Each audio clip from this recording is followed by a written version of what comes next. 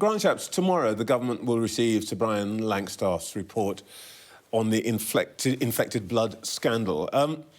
I know you can't anticipate what it says, but would you agree that this is one of the most shameful failures of government in our lifetime? Yes, and it's gone on over a very, very long period of time, decades. I had actually constituents come and see me who lost their son in the infected blood scandal, and they were showing me the photographs of, this obviously happened a long time ago, but they were showing me the photographs of him and how he deteriorated. And, you know, as a parent, anyone would, you know, hearing these stories would absolutely agree with the premise of your question. You make the point that it was a long time ago you saw those photographs. It's embarrassing that, I mean, and it's tragic, actually, that these people haven't had compensation. I mean, what went wrong with the machinery? I mean, how is it that so many people are now saying, I missed it? Well, talking to the parents, I haven't obviously seen the report yet, and I think actually, by the way, when that comes out tomorrow, it's very important that that's a day for those who've been affected, like the constituents of mine, rather than for government, but we will come back and respond quickly to it. But listening to those parents who lost their son, I mean, it just makes you angry inside to hear about all the different, you know, essentially lack of anybody taking responsibility, mismanagement. Everybody had a reason why nothing could happen. Exactly. Including, by the way, the politicians. Well, I mean, I think everyone was, you know, I think everyone was, almost certainly everyone was, again, I haven't seen the report, but I think we know enough about it to know that. And it just made me angry to know that they had lost their son without anyone ever taking responsibility, without it, and so on. So I think this is why it's very important, this report, and tomorrow, because it will give that family and many others the opportunity, and also the opportunity for government to properly respond, which we'll do the thing, quickly. I don't want to turn this into a part of political thing, but the thing that they would say they're most angry about is that it's taken so long to get the compensation scheme up and running, and that has taken place under your watch, or your administration's watch. Well, it's gone on so long. It's actually taken place under every shade of government, in fact. No, but it's not been a quick the decision about the compensation scheme, I think, is only 4 or 5 years ago, and it's just taken. I think what I'm really trying to say is, would you agree it's just taken too long, even in recent times when everybody knew what had gone on? Theresa May set up the inquiry in 2017. Everybody knew it had gone on, and it's still. Yes, and look, again, as I'm not a real expert on this, in fact, when I checked, they're the only 2 constituents of mine, or one family, who've been affected. So I think that's the other thing, that it's affected a lot of people, but over a very broad, geographical spread in the country. So perhaps there's just never been that critical mass, I don't know. But yes, I think this has been too slow. Of course I do. I mean, you can't speak to that family and many others that will be around the country and not simply think that this is a massive injustice which needs to be put right. And I know the government said we will. The report tomorrow, I think, will be the day for that family and others. And then I know the government will want to respond quickly. Will the Prime Minister, I think the Prime Minister is going to speak about this tomorrow? I don't know the exact detail, but I'm quite sure there'll be a full. Will he be ready to apologise? Again, let's wait for the Prime Minister to that. I don't want to sort of mislead, because I don't have particular insight into that.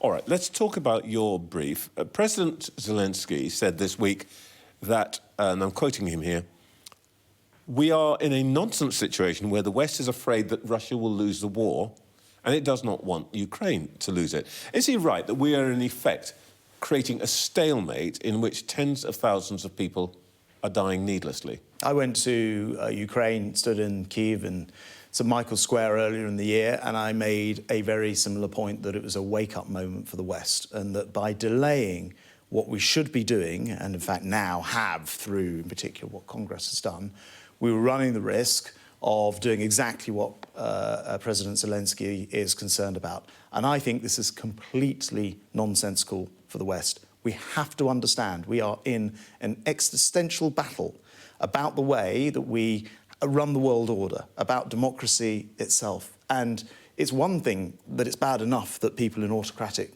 states have to put up with having no say at all about the way their country is run and the way citizens have to live their lives. But it's quite another when they try and impose it on free and democratic countries. And as free countries, we have to stand up to that. When you say the West, when you say free countries, I know that you've announced this morning that we're sending more arms, we're sending more money, more ammunition and so on. Who are the laggards? Who's not pulling their weight? Yeah, well, look, I mean, first of all, thank you to the British people, because as Defence Secretary, I get nothing but support, not just from other politicians, but from the British people for supporting Ukraine. It is a fact that the delay in sending additional aid, and here obviously the United States Congress was slow on this, had left a hiatus in which, for example, Putin has moved into, or tried to move towards, Kharkiv, which is Ukraine's second biggest city. Now, I'm actually confident that Ukraine will be able to ultimately repel that, although there's a few difficult weeks ahead, because that aid is coming. But nonetheless, that didn't need to happen. So you would blame partly the United States, and Congress in particular.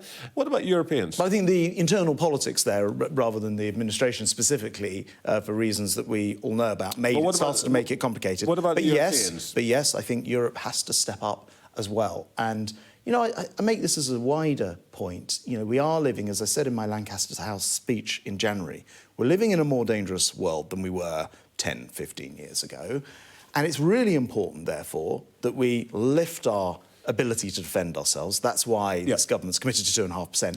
And I want to see other European, as you say, I want to see other European countries do the same. For example, I know some of your colleagues have been talking about the Germans being a bit...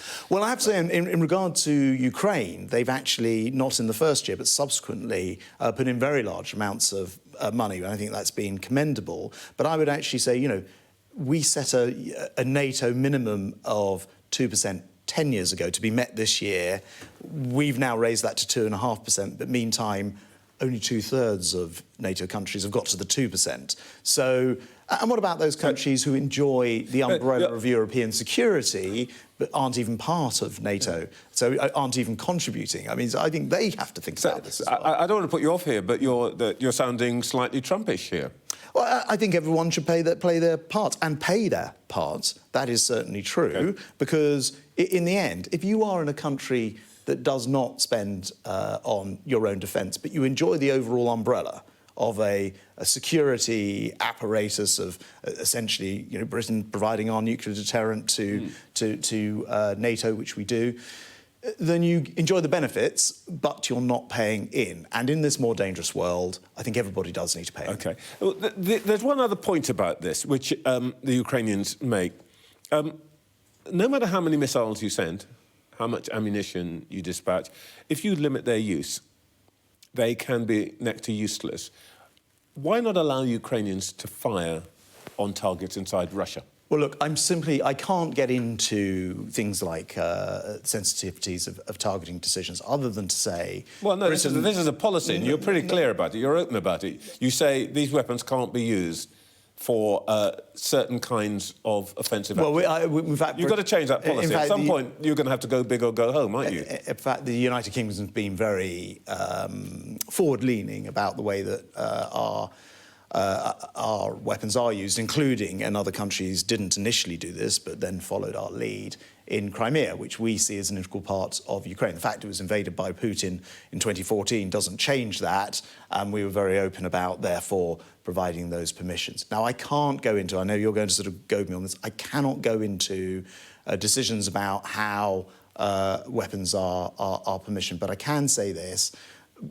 Ukraine is in a fight for its survival. The United Kingdom has led the way. We are very helpful, therefore, to our Ukrainian friends, and we encourage others to do the same.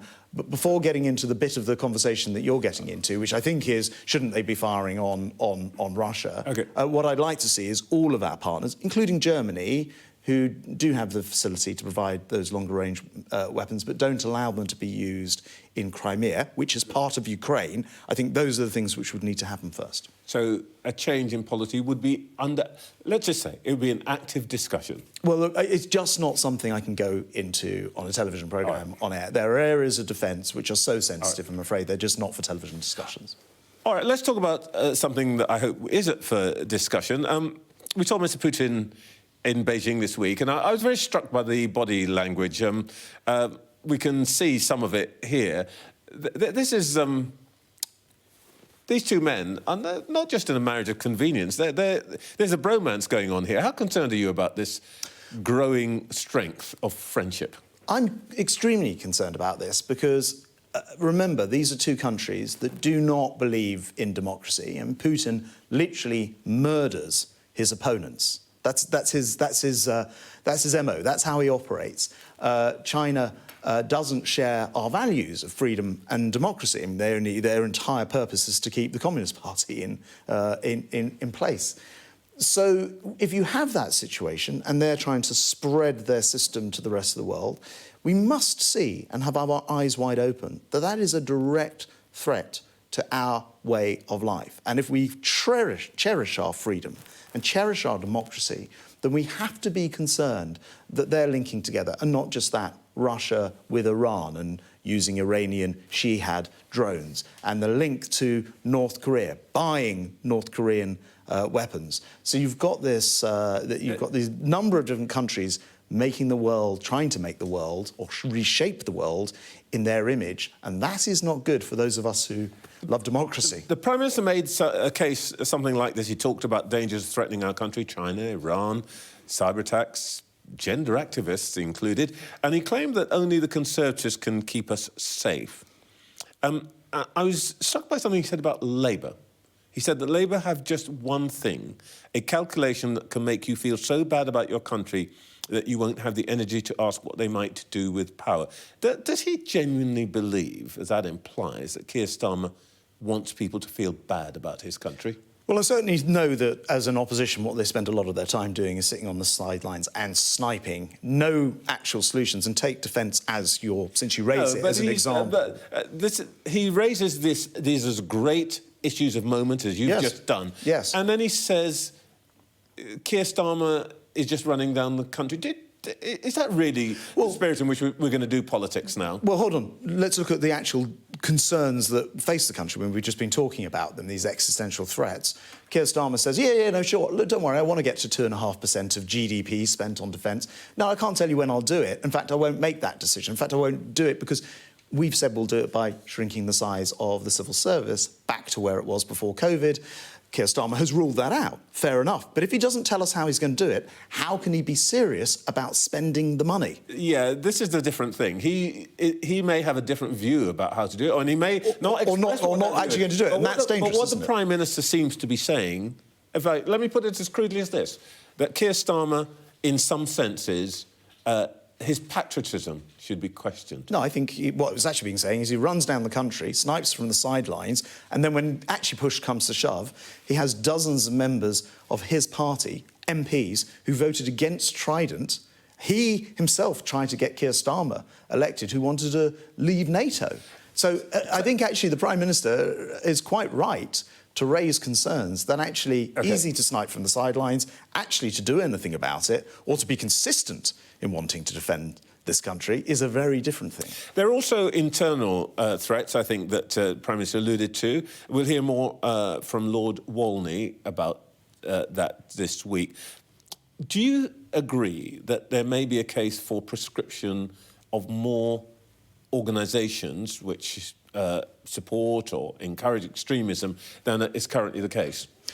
Look, we constantly keep this under review, and so there's almost certainly the answer in the end is yes. We don't do that lightly, and we need to always preserve, the freedom that we're trying to make sure that this country enjoys. So there's always that balance of free speech to be made. But do I think that there are organisations who are fundamentally trying to undermine our way of life? Yes, for certain. And of course, we need to watch those and decide when to prescribe them. My colleagues here have been talking to Jim Ratcliffe, the boss of Ineos and also now part owner of Manchester United. He has a beef with you. 75% tax on oil and gas, he says, hurts his energy business, driving others away from the UK. But the important thing is that Ratcliffe is getting ready, it seems, for a Labour government. Does it disappoint you that the business leaders are now flocking to Labour events and basically writing you guys off? Well, look, first of all, I read what he said, but I actually think he's wrong. And for example, one of his complaints was on immigration, not recognising that a large amount of the immigration last year came from, for example, Ukrainians coming here. And I had a family live with me. They were very welcome in this country. Same with British nationals from Hong Kong. So I thought there were very good reasons why, you know, this country being generous has done those sort of things. Secondly, I saw him refer to growth in the economy, and I just noticed our first quarter figures at 0.6% was faster than America, France, Germany, Japan. So I actually just thought that his analysis was wrong. Now he's a businessman, as you say, part owner of United. He will have his own agenda going on, but I just fundamentally disagreed with what he said. All right. Maybe one way of bringing these people back into the Conservative fold would be maybe if you lose a general election, Conservatives might want to turn to an experienced cabinet minister to steady the ship. Let me ask you two things, really. If called, would you be ready to serve your party as leader? And by the way, what is the truth about schnapps with Shapps?